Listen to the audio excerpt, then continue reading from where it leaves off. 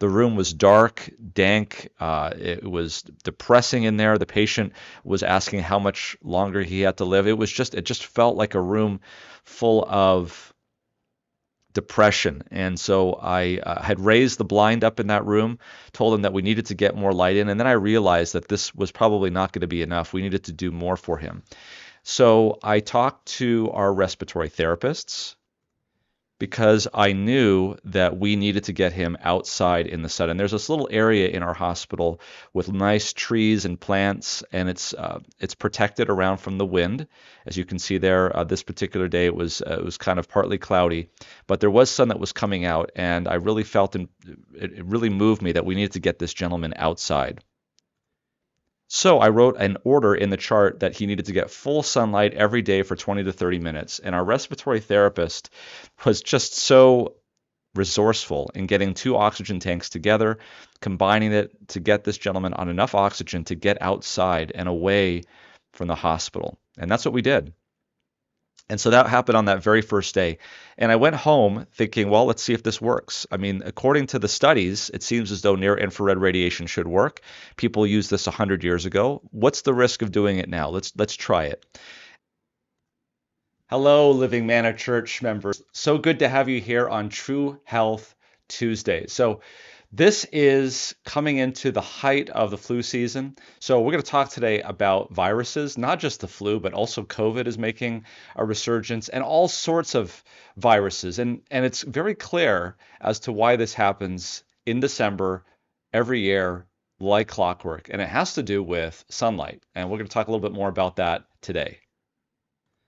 So if we look at what happens every single year, you can see very clearly that there are these peaks that go up and down in influenza deaths per year. And notice that the influenza deaths are right after the sun is the lowest in the sky. So in other words, it's January that we're seeing the peaks.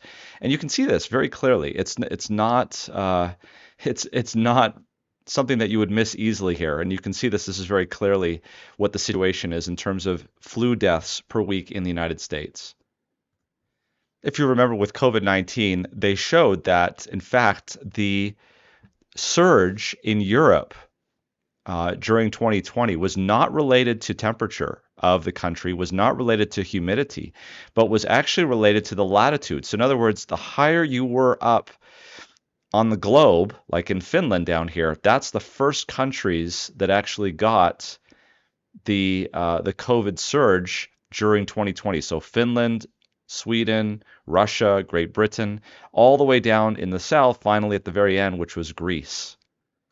And we went over these studies before as well. But again, what they did here on this study that was published in the British Journal of Dermatology was they looked at the parts of the United States and England and Italy that could not get enough vitamin D in the wintertime. And they found that even in those places where there was no vitamin D being made because it was so far north in the wintertime, there was still a difference between those that lived towards the south and those that lived toward the north, indicating that there was something other than vitamin D that was beneficial in sunlight towards COVID-19. And it caused them to say that given that the effect appears independent of a vitamin D pathway, it suggests possible new COVID-19 therapies. I teamed up with Margaret Scutch, and she is a professor of geography at the Universidad Nacional Autónoma in Mexico. And she and I published this paper looking at exactly that type of theory, is that when you look around the world in countries that have a high proportion of people with an elevated BMI, that those which had less sunlight, so these dark red areas up here, this would be cluster 4, high BMI and medium deaths, versus those that are a little bit closer to the equator, these orange ones, which is cluster 3, also had a high BMI, but they had lower deaths. And we believe this is related to sun exposure. This was a study that was published as well, and it shows that infrared light, which is a component of sunlight, actually it's the majority of sunlight is in the infrared region, actually does something to cells on a petri dish. It actually alleviates or relieves a mechanism of hyperinflammation called TLR4, which is toll-like receptor 4. It's a very complicated system, but this is the system that has been shown to be hyper revved up in patients with COVID-19. So in a petri dish, we can see that infrared light, at least at the cellular level, does have an effect on cells in terms of ramping down inflammation that you might get in COVID-19. The question, of course, is does it actually work in human beings, right? We don't care about cells on petri dishes. We want to know, is this going to work in cells in the human body? And to do that, you would need to have a very well randomized controlled trial where you take people who have COVID, for instance, in this case, and you bring them into the hospital and you treat them and you do something to one group that you don't do to the other group, but ideally it would be a randomized and controlled and blinded study. That's hard to do, especially when you're taking care of patients, but that's exactly what they did. This was a very well designed study, and it was actually published in a very prestigious journal called the Journal of Photochemistry and Photobiology. Specifically in biology, has an impact factor of 6.2, which, for those of you who don't understand and know this puts it in the top 5% of respected journals in its field. So this is a pretty notable study. And what they did in this study, which was pretty amazing, was they took patients with COVID-19 and exposed them using a jacket that had LED lights on the inside, pretty high density, and gave them this near infrared radiation. So you're probably thinking, well, what's the point of that? The skin is going to stop that light. The body's not going to even know that there's infrared radiation going through them. Well, that's the interesting thing about near infrared light is near infrared light can penetrate through the atmosphere at any angle, and it can penetrate through a few layers of your clothing to get deep down into your system. And in fact, some studies have shown that 70 to 80% of the cells in your body actually can, quote, see near infrared light that is coming from any source, including the sun. I mean, that's why they did the study. These people are not idiots, right? So they know that this light can actually penetrate through. I was recently given a photograph from Dr. Robert Fosbury, who is an astrophysicist at the European Space Agency, where he actually took a picture of his hand, and you could see a light source behind the hand, which was infrared, and this was an infrared photograph, and you could clearly see the light going through his hand very, very easily. So this type of light can actually penetrate through tissues. There's no question. If you want to think about this in a different way, think about a car pulling up to you, next to you, and they're playing very loud music. Now, you're not going to hear that music the same in your car next to the car that's playing the music, but rather you're going to hear predominantly low frequency sounds. And that's because low frequency energy can penetrate through things very, very easily. And near infrared radiation is in the lower frequency, the longer wavelength spectrum of the solar spectrum. So yes, so the key thing to understand here is that it could do it. It can go through. So what did they find? They found that these patients who were given this near infrared radiation were actually discharged from the hospital 4 days earlier, and they were able to have better pulmonary function testing. They had better hematological standards. This was a small study. There was only about 30 people in that study, but the effects were so powerful that they were statistically significant. It wasn't powered for mortality, and it didn't show that there was a change in mortality. But imagine if this was done. It's interesting to think that perhaps giving infrared radiation would give you this type of mortality like we have here in the summer for the flu, and taking it away, we would have this kind of mortality like we do in the wintertime for the flu. And I just want to show you that it's not just the flu that is related to sunlight. Look at this. This is actually a map of deaths per week in the United States from heart disease, cancer, obviously COVID-19 here in 2020, stroke, chronic lower respiratory diseases, Alzheimer's disease, diabetes, influenza, kidney disease. Notice that just about all of these diseases undulate with the season. Okay, and we've already shown you that it didn't have much to do with humidity or temperature, but it did track very well with latitude. And so I do believe that the sun and sunlight is driving this. The sad thing is that Americans spend only about 93%, sorry, about only 7% of their waking hours outside, 93% is inside. Kind of interesting. You may notice, interestingly, that the one thing that actually trends the opposite direction are accidents. And we know that in the summertime, there are more accidents in the summer because people are traveling more and things of that nature. But that's the one thing that bucks the trend. All of these natural causes of death, though, do peak in December and January. And let's not forget that this is what people did, hundreds of years ago. Here is, or at least 100 years ago, during the 1918 pandemic, in the Adventist sanitariums in the Northeast, they used hydrotherapy, which we've talked about before, fresh air, sleep, rest, sunshine. And in comparison to the Army hospitals, there was a significant reduction in influenza deaths. Only 2% went on to get pneumonia in the Adventist sanitariums, 16% pneumonia versus here in the Army hospitals, which used a lot of aspirin and kept their patients pretty much inside for the most part. And you can see here photographic proof of what we used to do 100 years ago by getting patients outside onto the rooftops, or if they actually had built it into their system, as you can see here. Here you can see here on the left, these were surgical cases and the senior girls, it says here, that were going outside. They noticed that the sun and healing actually improved when patients were outside in the sun. You can see they're basking in the sunlight. So knowing all of this, it was unusual for me to see COVID patients in the last year or so, but there was one that came in very recently to my hospital who was pretty severe, and I was asked to see him. And knowing all of this information, I was very motivated to get him outside. Let me tell you a little bit about his case, especially now that we have a number of patients that are like this. So this is a gentleman that at a different hospital with an orthopedic issue on day one was diagnosed with COVID incidentally because he was having some mild symptoms. And at that time, he was started on some dexamethasone, but he developed a reaction to it and wouldn't take it for another day or so. By day 7, his issue with the orthopedic issue was resolved and at least getting better, and so he was discharged home. However, by day 11, his COVID symptoms were getting worse, and he actually came into our hospital at 4 liters nasal cannula. Nasal cannula is one of these simple things that people put on to get oxygen.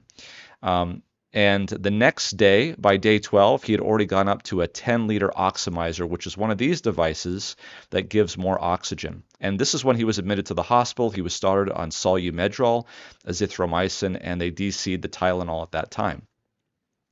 By the next day, he was again on 10 liters oximizer. I had still not yet been called to see this patient because I work in the intensive care unit and I don't get called unless patients are very, very severe.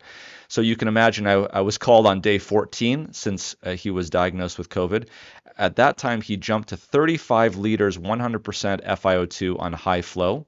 And that's a device that looks like this, and it's pumping quite a bit of oxygen into the nose. Again, 100% oxygen. This is pretty much as high as you can go with conventional oxygen therapy before you get into ventilation or even non-invasive ventilation, so BiPAP or even getting put on a ventilator. So at this point, I was called to see the patient. I went into his room after I had gowned up, put on a hat, N95 mask. The room was dark, dank. It was depressing in there. The patient was asking how much longer he had to live. It just felt like a room full of depression. And so I had raised the blind up in that room, told him that we needed to get more light in. And then I realized that this was probably not going to be enough. We needed to do more for him. So I talked to our respiratory therapists, because I knew that we needed to get him outside in the sun. And there's this little area in our hospital with nice trees and plants, and it's protected around from the wind. As you can see there, this particular day it was kind of partly cloudy, but there was sun that was coming out, and I really felt, and it really moved me that we needed to get this gentleman outside. So I wrote an order in the chart that he needed to get full sunlight every day for 20 to 30 minutes. And our respiratory therapist was just so resourceful in getting two oxygen tanks together, combining it to get this gentleman on enough oxygen to get outside and away from the hospital. And that's what we did. And so that happened on that very first day. And I went home thinking, well, let's see if this works. I mean, according to the studies, it seems as though near infrared radiation should work. People used this 100 years ago. What's the risk of doing it now? Let's try it. And as you can see here, that the Solumedrol, these medications that were started back here on day 12, which is the standard of care, and which I would do on anyone, and still would do on anyone, you can see here that despite this, the patient was getting worse. When we instituted full sunlight for 20 to 30 minutes, you can see almost immediately there was a change from 35 liters at 100% oxygen down to 15 liters the next day. And the day after that, went down to 10 liters oximizer, 6 liters, 4 liters, and then finally the patient was discharged by day 19 and actually went home without any need for supplemental oxygen. I'll also tell you that not only was I meeting the physical needs of this patient, but when I went into that room and I talked to that patient, we also had a prayer, and we prayed about his condition, and that his condition was not only in the hands of the doctors, but the doctors are the hands of God, and so we were all working together for his benefit, and I believe that actually also had some benefit as well. So full sunlight. In addition, notice we did not stop Solumedrol. We did not stop the azithromycin that he was started on. We continued those things because I firmly believe that we really ought to be doing everything that we know is beneficial. And we know from the UK recovery trial that dexamethasone is beneficial in these patients. Unfortunately, we could not use that because he had a reaction to it. He did not have a reaction to the Solumedrol, and so we kept that on board. And so actually this is a picture of that very first day that he went outside. I was just compelled to take a picture. I did ask for their permission, and they gave me permission to use this photograph.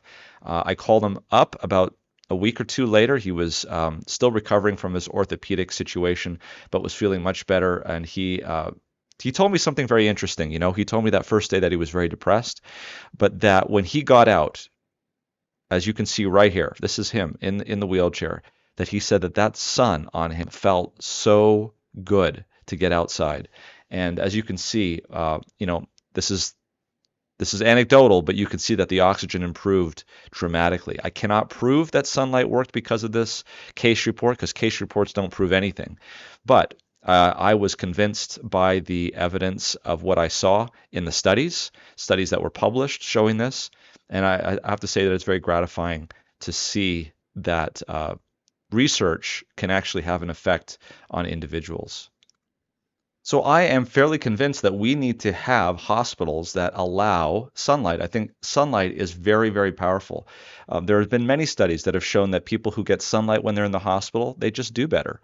When there's hospital rooms that have two beds, one bed closer to the door, the other bed closer to the window, the patient in the window bed seems to do better, seems to get out statistically significantly faster, has less mortality rate. All of these studies have shown that sunlight is very, very beneficial.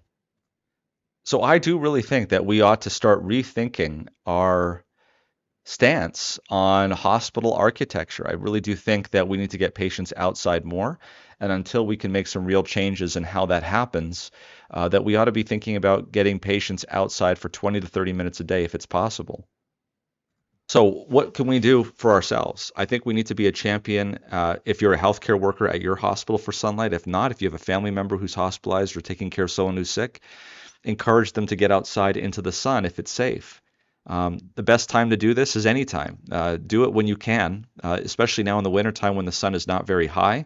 Sometimes your choices are pretty limited, but get out there. You need to learn about the science about sunlight for ill patients. Start to read up on it. Start to become facile with it. And then you got to practice yourself what you preach. So get out there. Now, people might ask you, what is it that you do? And then you can tell them what you do. Educate your colleagues. Move the cause, use your clout, use your resources, share this video, share other videos.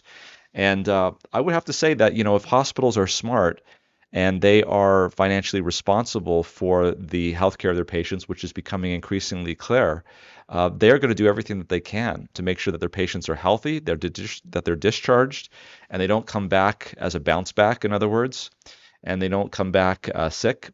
And that's going to be financially rewarding not only for the hospital, but it's also going to be very rewarding in terms of health for the patient, and that's really what counts.